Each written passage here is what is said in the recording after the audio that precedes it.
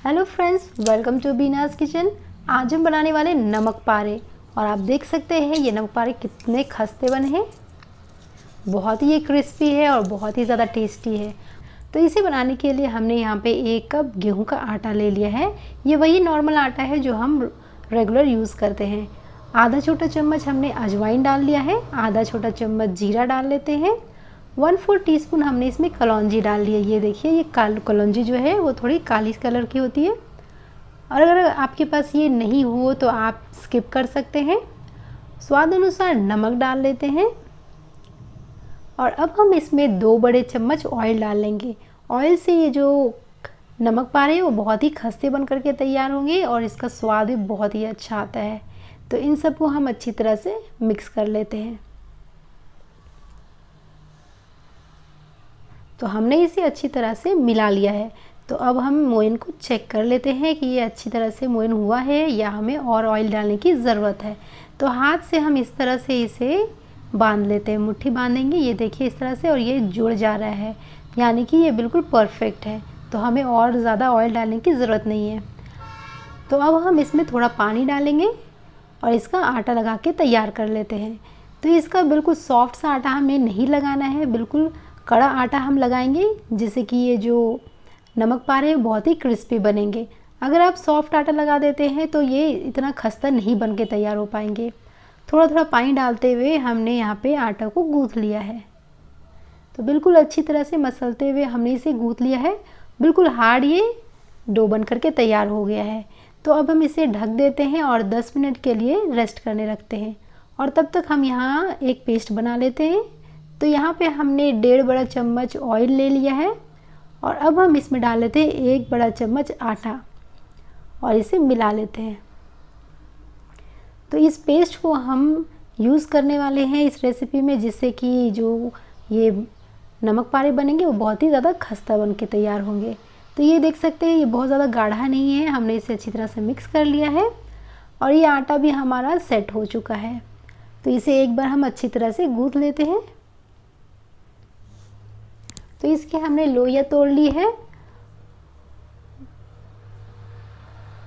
और अब हमें इसे बेल लेना है। तो इसे हम बहुत ज़्यादा मोटा या बहुत ज़्यादा पतला नहीं बेलने वाले हैं। तो जैसे हम रोटी बेलते हैं उस तरह से हम पहले इसे बेल लेंगे। रोटी से थोड़ी सी पतली ही हम इसे रखेंगे। तो हमने इसे अच्छी तरह से बेल लिया है। तो अब हम जो पेस्ट हमने बना के रखा था उसे हम डाल लेते हैं और इस पेस्ट को हमें पूरी अच्छी तरह से इस रोटी में फैलाते हुए लगा लेना है। इसी पेस्ट के कारण से ये जो नमक पारे बनेंगे वो बहुत ही ज़्यादा बिल्कुल परतदार बनेंगे, बिल्कुल लेयर वाले बनेंगे। तो एक साइड को हमने उठा करके इस तरह से रख लिया है, फोल्ड कर लिया है, और दूसरा साइड भी हम इसी तरह से फोल्ड कर लेंगे। अब बनाया हुआ पेस्ट को हम फिर से लगा लेते हैं और फिर से इसे अच्छी तरह से फैला लेते हैं। तो इसे अच्छी तरह से फैलाएं ताकि हमारे नमक पारे अच्छी तरह से लेयर इसके अच्छी तरह से निकल सके। तो अब फिर से हम दूसरी तरफ से इसे फोल्ड कर लेते हैं, इस तरह से देख सकते हैं आप।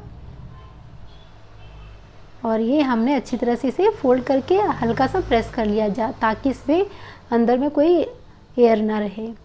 और अब हम इसे बेल लेते हैं। तो इसे हमें गोल शेप में बेलने की ज़रूरत नहीं है, अब हम इसे रेक्टेंगल शेप में बेल सकते हैं।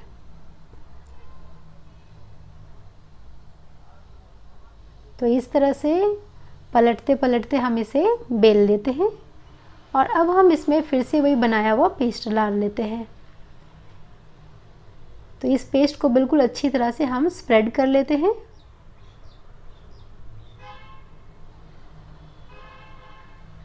तो हमने इस पेस्ट को लगा लिया है। तो अब हम एक साइड उठा करके और इसे इस तरह से फोल्ड कर लेते हैं, ये देख सकते हैं आप।